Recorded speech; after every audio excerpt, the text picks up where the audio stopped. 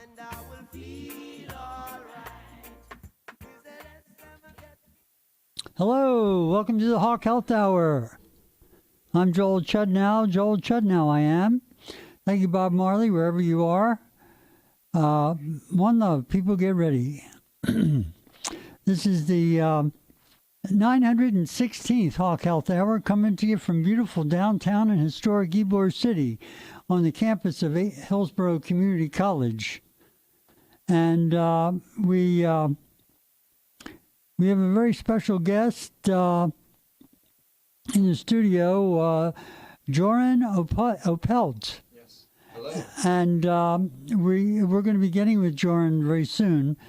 He is here to talk about an interfaith gathering in St. Petersburg all of next week.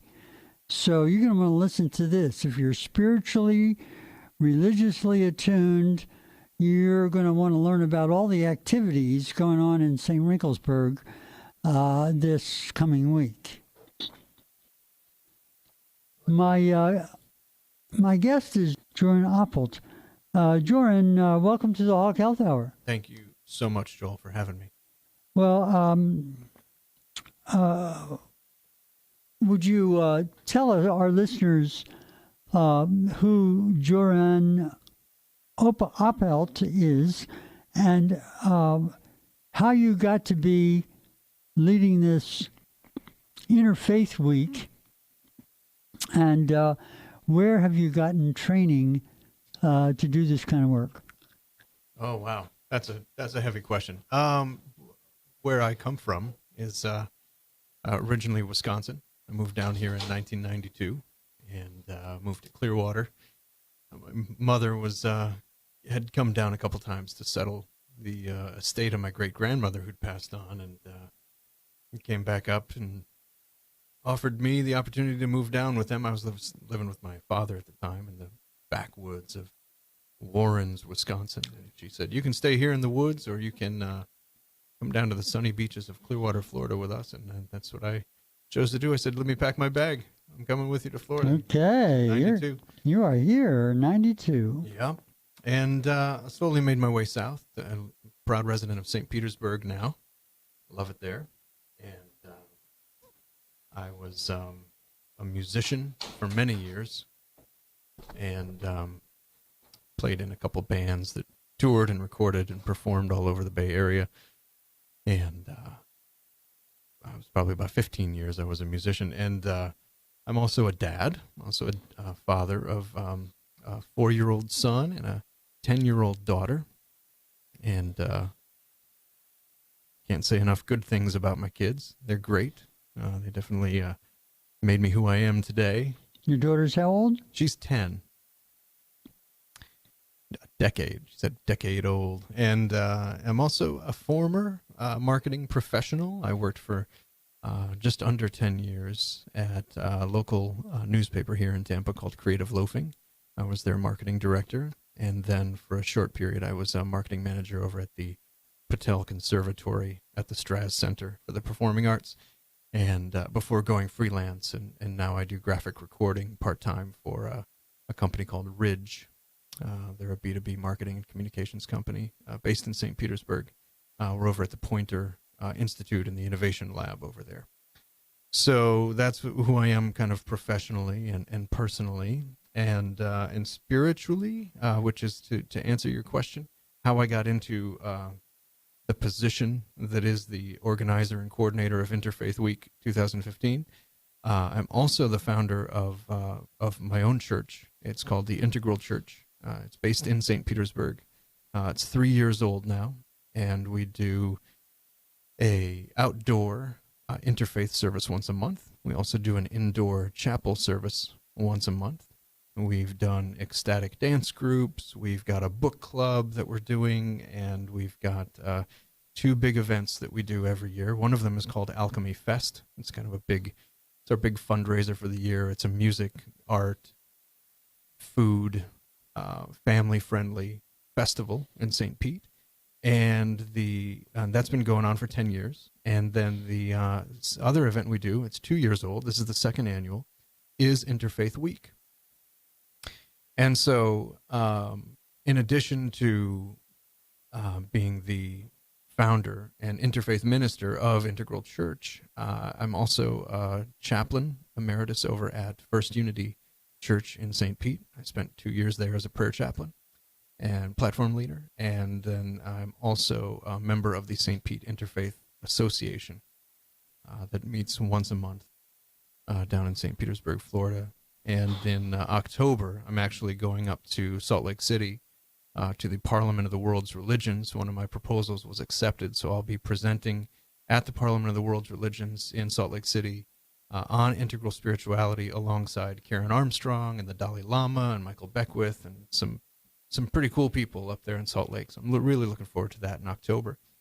And right now, though, it's Interfaith Week. It's Interfaith Week all day, every day, because it starts this Sunday, and we're really excited. Well, no, I take that back. Tomorrow at City Hall in St. Pete, they're doing a proclamation. The mayor is proclaiming September 13th through 20th, officially Interfaith Week St. Petersburg. So we'll be there at City Hall for one of their council meetings and there to receive that proclamation. So we're excited about that as well. You are one busy guy. You've got some interesting pursuits.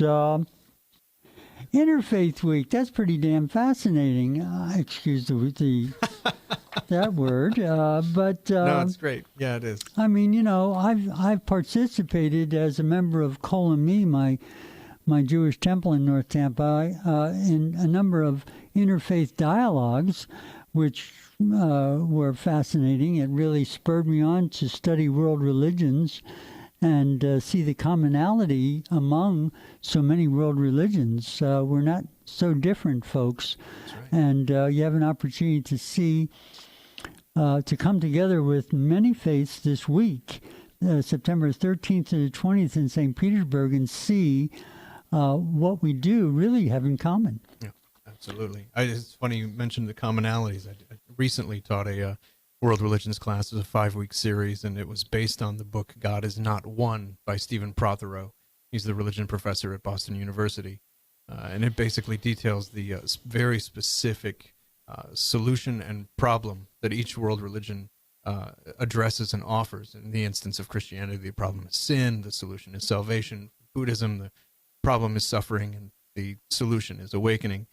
And Prothero encourages his students and his readers, his followers, to really get into the distinctions, what makes each religion different, because we do have a tendency as a culture to describe spirituality as different paths up the same mountain, or use the analogy of the blind man and the elephant and say, well, I'm holding onto this tail, it feels like a rope, I'm holding onto this ear, and what I'm describing it as like a leathery kind of sail and fabric, but really we're touching the same elephant. And what his argument is that there are really important distinctions in these religions and these faiths.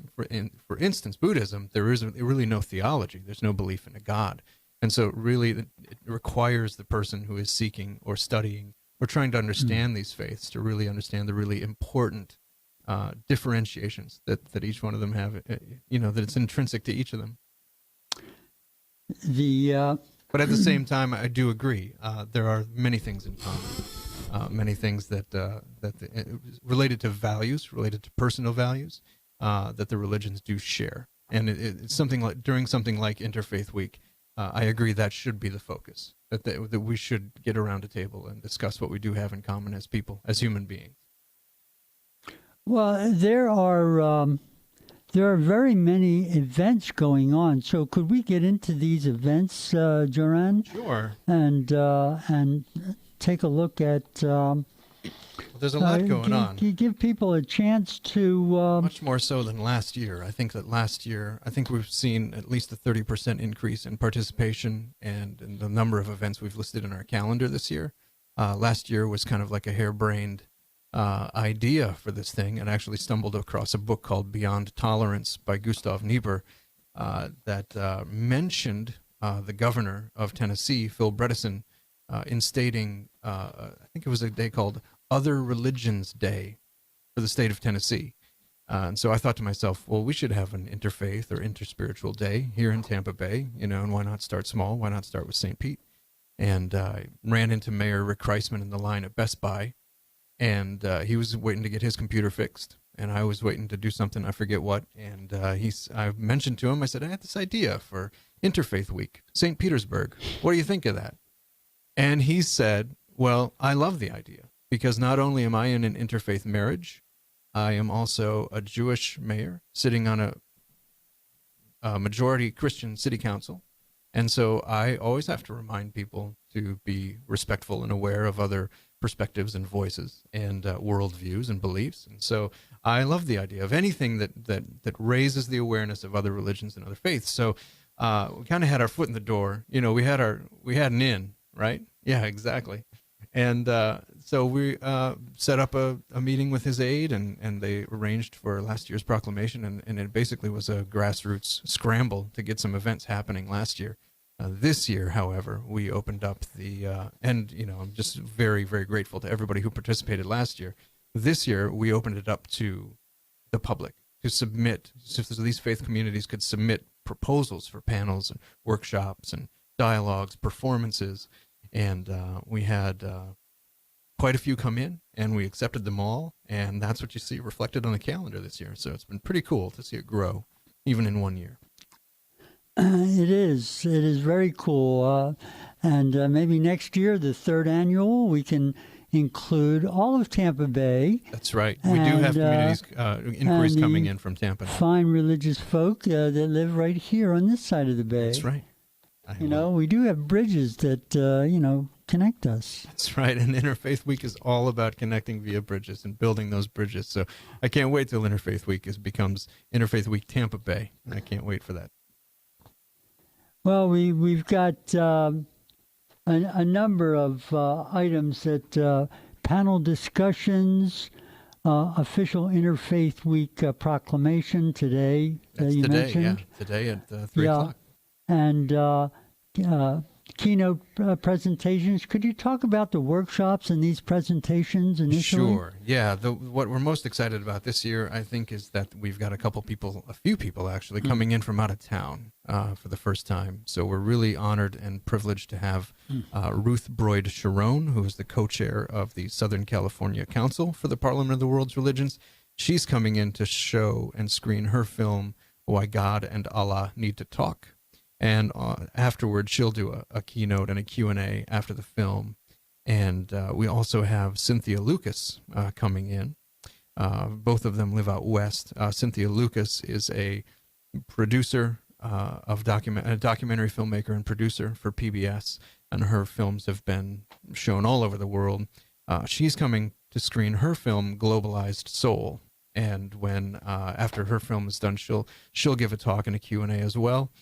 And we've got Reverend Dr. Lori Cardona and Reverend Dr. Grace Telesco from Sacred Journey Interfaith Seminary. They're coming in from Fort Lauderdale and Gainesville, respectively, to perform an interfaith kirtan Saturday after Cynthia's film. And then they'll be joining us in the park for an acoustic version of that Sunday morning for our interfaith service that we do in the park. So the week is pretty stacked with some really honored guests, I like to call them. I'm just so excited to have people from outside the area interested in coming and staying in St. Petersburg and, you know, asking about where are the cool hotels and where are the cool restaurants to eat at. And it's great to have some honored guests in town for the event. So in addition to those, we do have some local programming. One of them is at Eckerd College. It's a panel on America, Religion, and Citizenship. It's hosted by Eckerd College, and it's moderated by Reverend Doug McMahon and Imam Abdul Karim Ali. They've got a great panel put together, including Reverend Russell Meyer from the Florida Council of Churches, Dr. Frank Tedesco, Reverend Libby Shannon, Rabbi Ed Rosenthal. So that luncheon at Eckerd College on Wednesday should be really great, and that is a limited seating event. You have to RSVP via the website. So if you want to go to integralchurch.org and click on the blue Interfaith Week button, scroll down to Wednesday on the calendar, you can RSVP there. There's a panel on racial unity and equality held at the Baha'i Center. There's a meditation, tea, and Dharma talk led by Reverend Shinkyo Will Warner. That's going to happen at Leafy Greens Cafe. and the tea service will be provided by Leafy Greens. And he's going to not only do the silent and chanting meditation, but he'll also, after tea service, he will lead a discussion on the Lotus Sutra. Personally, I'm excited about that one because it's going to kick off the week. I think that one's on Monday night, and I can't think of a better way to start your week than a nighttime workshop over tea with a discussion on Buddhism and a meditation led by Shinkyo Will. So I'm excited about that. It's right on Leafy Greens on Central Ave. As you say, Buddhism is not a religion, but it's a kind of a way of life. Yeah, it's a way of living. It's a philosophy. It's That's a philosophy of living a loving, compassionate, and caring life. I think Frank Tedesco is a follower of Buddhism. That's right. And he and I have bumped into each other a few times down the pike. He's on the panel at Eckerd. I just mentioned it. He and I just talked on the phone this morning. He's great. He's great.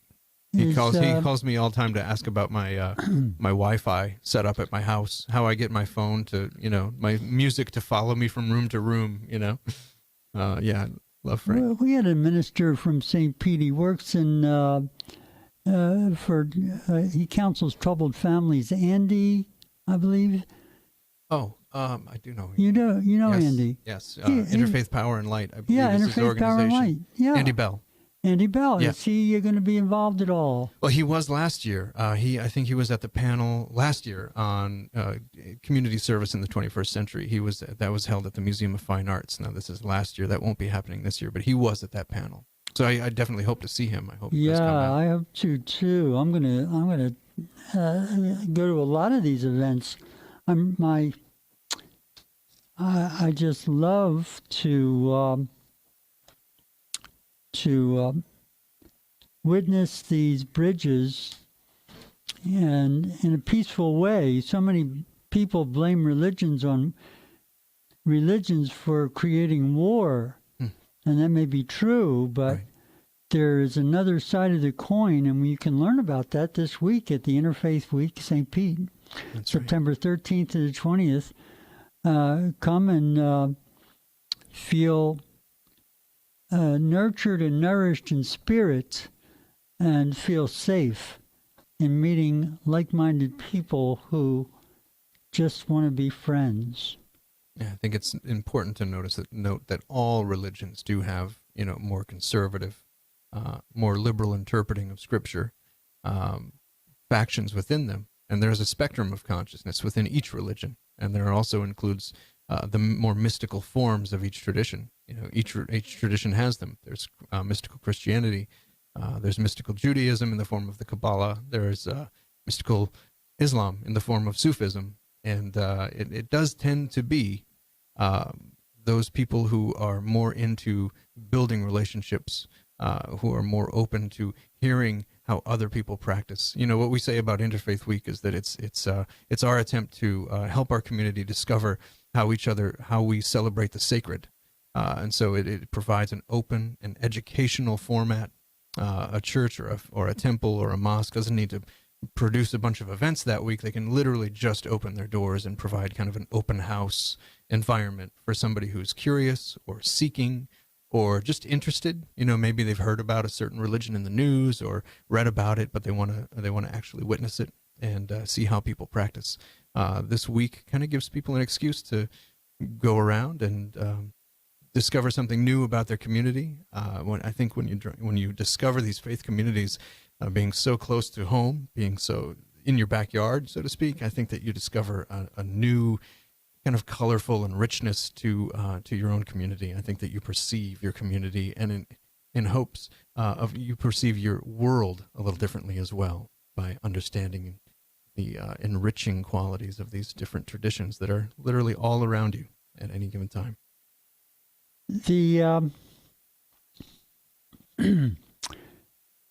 My interest would be in seeing the connectedness of my tribe at this event. Yeah. Could you tell us about how Judaism will be represented? Absolutely. I would love to see more involvement from the Jewish community this week. The unfortunate thing about the timing of it is that we do have it this year during High Holy Days. So it does kick off right at Rosh Hashanah. And one of the communities that we have that's involved is Temple Bethel over on Pasadena in St. Pete. And so we've listed their entire week-long list of services. Their Rosh Hashanah services, their beachside. They have a beach service that they'll be doing later in the week.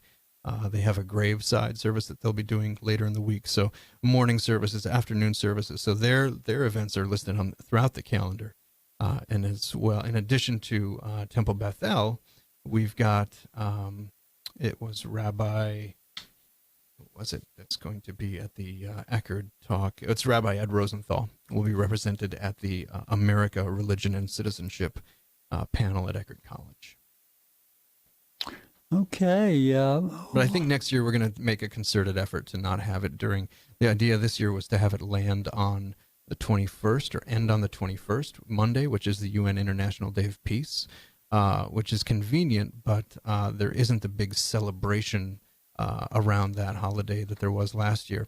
So what we'll probably do, and that put us right in the middle of High Holy Days, right on High Holy Days. So what we'll do next year is probably shift the event forward or back a week so that UN International Day of Peace kicks off the week instead of closes it, so that we don't land on High Holy Days, and we can have more involvement from the Jewish community, which is something that's really important. Okay, well, with Tampa opening up, I'm sure we've had interfaith dialogues before. We do usually around Thanksgiving time.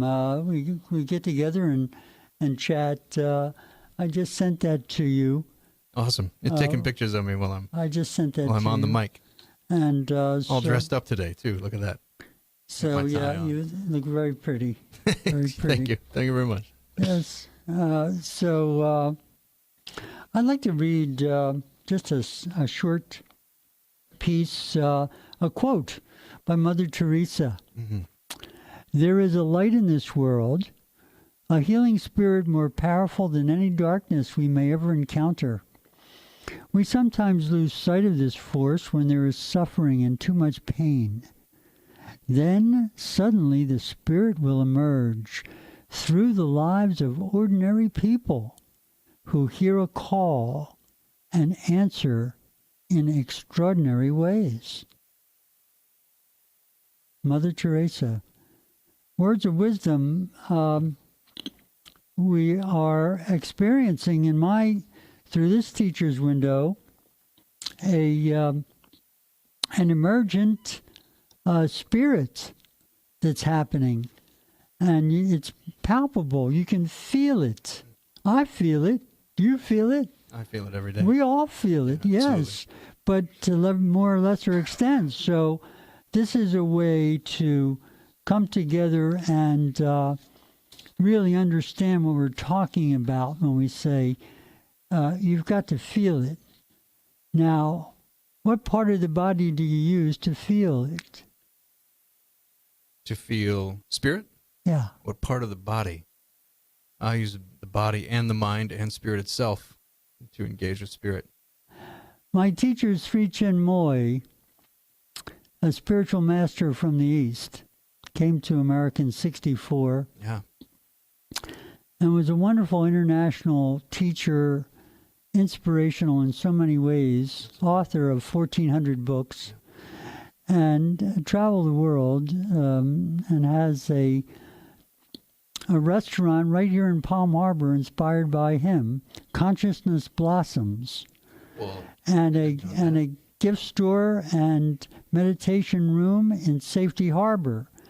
Consciousness Blossoms is on Tampa Road in Palm Harbor. I think they need to be a sponsor of Interfaith Week 2016. Just about a half a mile east of 19. So it's right near 19 and Tampa Road. And it's an ovo-lacto vegetarian restaurant with a Friday and Saturday night meal that is Indian-based, Indian-inspired. Go there and tell them Joel sent you. My favorite Absolutely. You know, they talk about the 4 S's of interfaith, and the first S is that we should sup together. That means we should just break bread together, right? Share a meal. Okay. And that usually gets you loosened up, and conversation starts to flow. The second is that we should serve together, that we should all be in the community, serving, giving back to the community, rolling up our sleeves, doing some kind of work.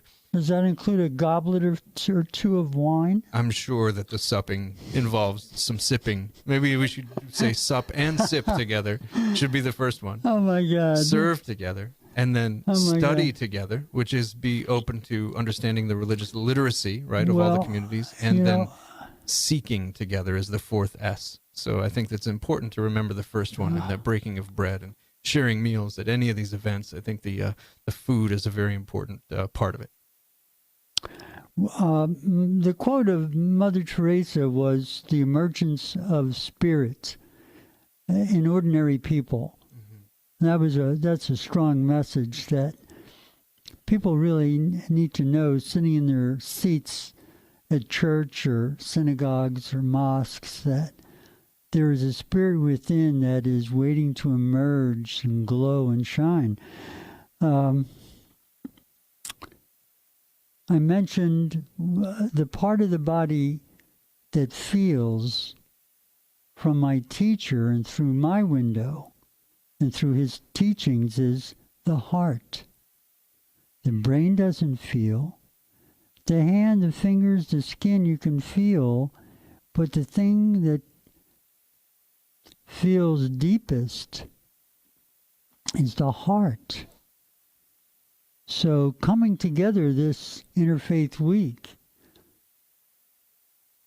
and coming from your heart and not so much what's in your head and between your ears is most significant as this teacher sees it and radio show host. That's right. That's how we build those bridges. One heart to another. Rock on. Joran Oppelt is my guest today. He is a much accomplished marketing person, minister, father of 2 children, which is enough motivation in itself. But spearheading this Interfaith Week, what is the thing you look to achieve at the end of this week? What do you think is most significant about this high energy groups of people getting together to share these things? Yeah, that's a really good question. Because I do get that question a lot. Like, what's the point, right, of interfaith work? I think that, while the whole week is full of really amazing events, amazing films, amazing people that would be glad to educate you on different faiths and different practices, different forms and expressions of spirituality, and I think that it can be approached from a purely academic and educational mind, but I think that coming to it with an open heart is important. I think that there are workshops also during Interfaith Week, like our Soul Fire yoga and meditation workshop, which if you've ever been curious about yoga or meditation, it might be a good stepping stone or a good starting point for some people. But I think what's most important, and not to say that one thing is better than another, but I think that what you're going to see the best effects from and the most maximizing and really the most effective work happening is during these panel discussions, during the events where you have more than one faith represented around a table. I think that the faiths talking directly to one another is the most important piece of what's happening this week. And if you can be in the room for those conversations, you not only get a little education about what each faith is about, but you also get to see these religious leaders, these faith community leaders, modeling the best behavior of meeting these other faith community leaders at a table with an open heart and an open mind and engaging in pluralistic dialogue. And I think that is the most important thing that's going to happen this week, is that these leaders are going to lead by example and get into a room and get into conversations that they normally wouldn't get into with another leader of another faith, and have some really enlightening and engaging and educational conversations that are not only going to affect their lives, but the lives of the people in the room who experience them, and the lives of the communities that they lead, and in hopes that affects the wider community of St. Petersburg, and ideally in the future, the wider community of Tampa Bay, as we become willing, by watching this, to sit down and listen to someone, right? By sitting down across the table from someone and really compassionately and deeply listening to someone from the heart. Not talking, but listening. It's an art. To be a good listener is really artful. There's plenty of public speaking classes you can take. There aren't any listening classes you can take. Yeah. And I suggest listen and feel the emotional enthusiasm from the person you're listening. That's right. Well, this is very rich. Joran, let's give out contact information, how people can learn about this, websites, phone numbers, whatever. Yeah, well, I won't put my personal cell phone number out there, but I will say go to Integral Church, that's INTEGRAL, integralchurch.org, and you can learn about, that's my church, but you can also click on the big blue Interfaith Week button to learn more about Interfaith Week that's happening this week, Sunday, September 13th through Sunday, September 20th.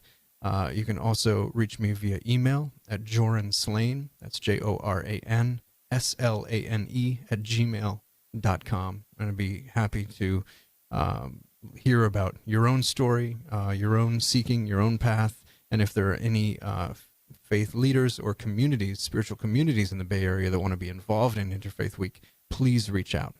This is definitely meant to be inclusive, and we welcome anybody who wants to support and be included and be involved. Your church is 3 years old, That's right. And where is it located? Well, we don't have a building, which is a positive in many ways and a negative in a handful of ways. When people want to know where we are, you can't just say, oh, well, it's such and such address. But it does allow us to share space with some of these other communities. In addition to having these kind of pop-up services, these small services that we're having in chapels and sanctuaries across the city, we also do an outdoor service once a month. And all the services we do are interfaith, interspiritual, radically inclusive services where we sit in a circle, and instead of everybody sitting in chairs and facing one way or one direction and one person talking to a group, we sit in a circle. So it's peer-to-peer. It's kind of the postmodern approach. And we usually feature a guest speaker. We feature a musical guest, and we always close with a guided meditation. So within that structure, the service tends to be different every time. But it's always really, really rich and really, really wonderful, really beautiful. I like the circle or the crescent-shaped chair arrangement, seating arrangement, where people can see across at the ends of the aisle, at the end of the rows, other people that are speaking. Makes it easy to see, rather than classroom seating or regular pew seating. It's an opportunity to include involvement of everyone. Yeah. Well, and it also just kind of it's a physical reminder that there's not one person who is dictating spirituality or spiritual tools to you. We are all equal, right? We are all on common ground, and we all have those tools to offer one another. And so we're all there to share with one another. Joran, you are also a chaplain at the First Unity. That's right. Church. On 4th and 46th Street. That's right. To what extent is your involvement there? I'm not a chaplain anymore. I was a chaplain for 2 years. But I was involved in the chaplains program there at Unity, and it was amazing. Working with Linda McLeod, who's the chaplain coordinator there.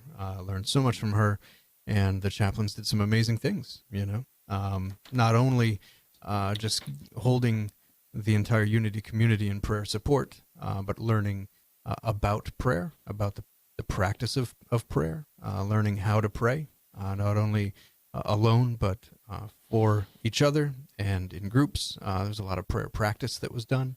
And I learned a lot about prayer before serving as a chaplain. Prayer was kind of a dirty word, because it is kind of that second person language. It's speaking to the thou, instead of resting as God or talking about God in third person, it's really talking to God, to the other, to the ultimate other. And so that second person language was something I kind of had to get used to, because I had put it down for many years. When you're a child and you're praying in church, or say your bedtime prayers, you get used to the routine of it all. But really taking a contemplative and an affirmative approach to prayer was something that really, really helped me in my personal spiritual practice. So that was a great experience in the chaplaincy. Well, let's give out that contact information one more time. The integralchurch.org is the website, integralchurch.org. And also the website or the email address, Joran Slane, S-L-A-N-E, JORANSLANE, at gmail.com. And on the subject of prayer, do you have a prayer for this event? Can you give us an interfaith prayer? I can. I have a couple that I kind of have on hand that are kind of canned, interfaith prayers, all-purpose prayers. What I would really like to share, and I think it's important because it ties in so perfectly with Interfaith Week, is the Sermon on the Mount of Intra-Religious Dialogue that was written by Raymond Panikar. Raymond Panikar was one of the pioneers of this interfaith work, and he's the guy who says this interfaith work doesn't take you further away from your faith. You actually have to be pretty committed to your own personal faith, and through interfaith work you get closer, and you get a better relationship with your own faith and beliefs by involving yourself in this work. One of the quotes of his is that religion is not an experiment, it is an experience of life through which one is part of the cosmic adventure. And so I would like to read the Sermon on the Mount of Intra-Religious Dialogue by Raymond Panikar. And it goes as follows. When you enter into an intra-religious dialogue, do not think beforehand what you have to believe. When you witness to your faith, do not defend yourself or your vested interests, sacred as they may appear to you. Do like the birds in the skies. They sing and fly, do not defend their music or their beauty.